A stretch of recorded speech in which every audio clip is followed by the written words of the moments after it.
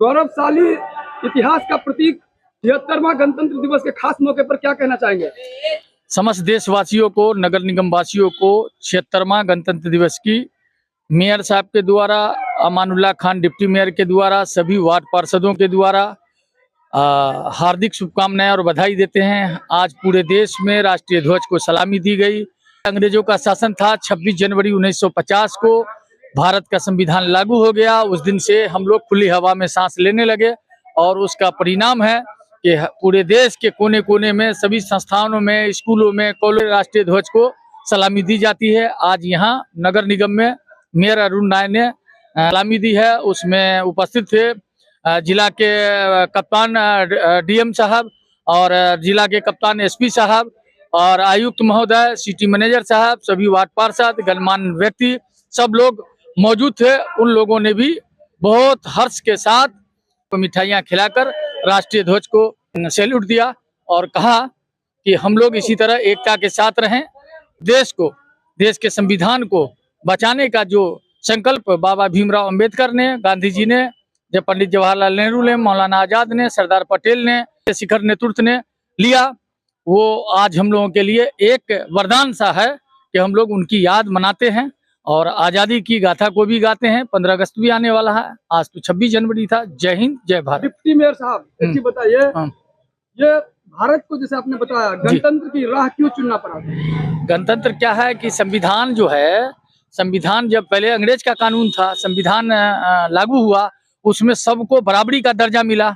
जो दबे हुए हैं उसको आरक्षण मिला, जो लोग मजबूर हैं उसको सहायता दी गई। राजा भी एक ही वोट यहाँ गिराएगा और एक रिक्शा चालक भी, एक किसान जो खेत में मजदूरी करता है वो भी एक ही वोट गिराएगा।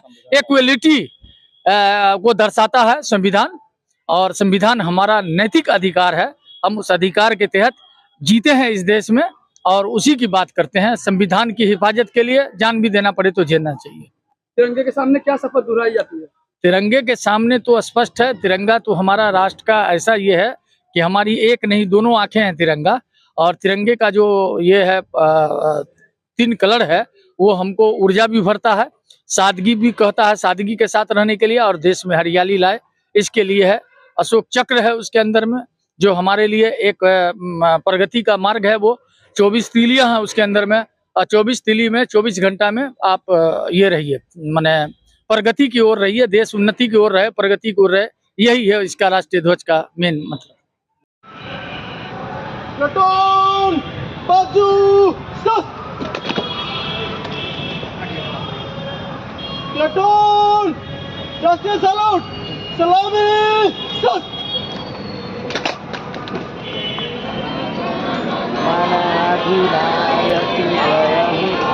भारत भाग्य विधाता, पंजाब